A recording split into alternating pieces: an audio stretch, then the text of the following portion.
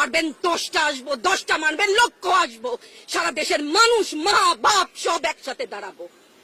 আরো বলেন না আমি হিজাব পরি, বলেন আমি হচ্ছে গে জঙ্গি, আরো বলেন না যারাই প্রতিবাদ করছে জঙ্গি। হ্যাঁ, 71-এর সময়ের জঙ্গি এক যদি চেহারা অমন হয়, 24-এর জঙ্গি চেহারা এরকম হবে। তাহলে ওদের সন্তানকে মানুষ করার জন্য আমাদের কাছে শিক্ষকদের কাছে পাঠিয়েছিল, কি জবাব দিব? আমার তো কোনো মুখ নাই, আমি শিক্ষক, আমার ভাষা নাই, তাদের কাছে হাত জোড় করে মাফ চাই। নিরাপত্তা দিতে পারি নাই, নিরাপত্তা দিতে পারি নাই। মনে হয় রাস্তায় শহীদ হয়ে গেলে যদি এই লজ্জা আমার কিছুটা কাটে, ওদেরকে বলবার আমার কিছু নাই। আমার বাচ্চাগুলা না খেয়ে আছে, আমার বাচ্চা, আমাদের বাচ্চা না খেয়ে আছে। আপনাদের ঘরে নাই? এই পুলিশ ভাইদেরকে বলি, এদের বাপ মা নাই, এদের আত্মীয় স্বজন নাই, এদেরকে কেউ বলে না যে তোমরা কি করছো? এদের সন্তান পেছনে নাই? এদের সন্তানদেরকে, এদেরকেও তো আমরা বড় করেছি, এদেরকেও তো আমরা শিক্ষা দিয়েছি।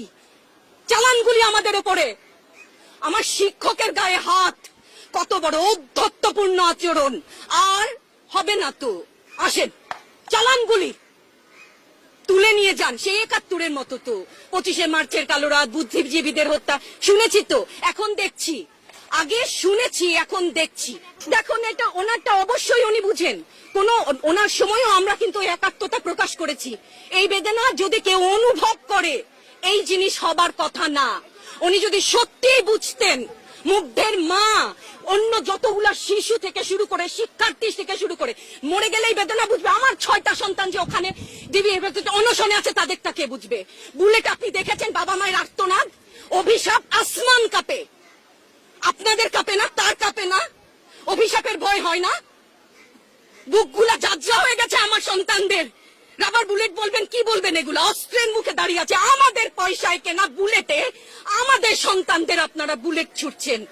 আর কত, আর কত? পুলিশ ভাইদেরকে বলি, ভেতরে তো আপনিও মানুষ, পুলিশ ভাই বলি না, ক্ষমা করবেন, মুখ থেকে বার হয়ে গেছে। তাদের ঘরেও সন্তান আছে, তাদের খোলসের ভিতরেও মানুষ। যারা এখনো ঘরে আছেন তারাও জানেন আর কতদিন ভয় পাবেন। ভয়েই থাকেন। একটা মারবেন 10টা আসবো, 10টা মারবেন লক্ষ আসবো, সারা দেশের মানুষ মা বাপ সব একসাথে দাঁড়াবো। আরো বলেন না আমি হিজাব পরি, বলেন আমি হচ্ছে গে জঙ্গি, আরো বলেন না যারাই প্রতিবাদ করছে জঙ্গি। হ্যাঁ, 71-এর সময়ের জঙ্গি এক যদি চেহারা অমন হয়, 24-এর জঙ্গি চেহারা এরকম হবে। তাহলে আর না, আমার ছাত্রদেরকে টেনে টেনে ধরে নিয়ে যাচ্ছে, কি হিসাবে, কোন বিচারে? আপনারা বলেন যে ওদের বলা দিয়া কিছু বলেন না। রাস্তার যে একটা মূর্খ মানুষ, যার লিটারাল সেন্সে কোনো ক খ গ ঘ শিক্ষা নেই, সেও জানে, সেও দেখেছে। এটা আগের যুগ না, ইনফরমেশন সবার কাছে আছে। আপনি তথ্য কতদিন বন্ধ রাখবেন? কতটুকু বন্ধ রাখবেন?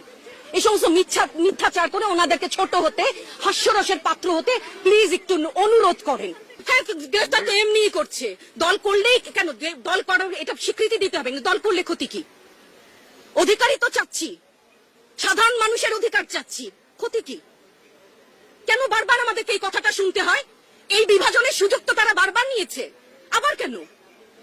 আমাকে অনেক ধন্যবাদ। আপনার সন্তানদের উদ্দেশ্যে যদি সর্বশেষ কিছু বলে দেন। আমাদেরকে মাফ করে দাও, কিন্তু পিছু হটবা না, ভয় পাবা না।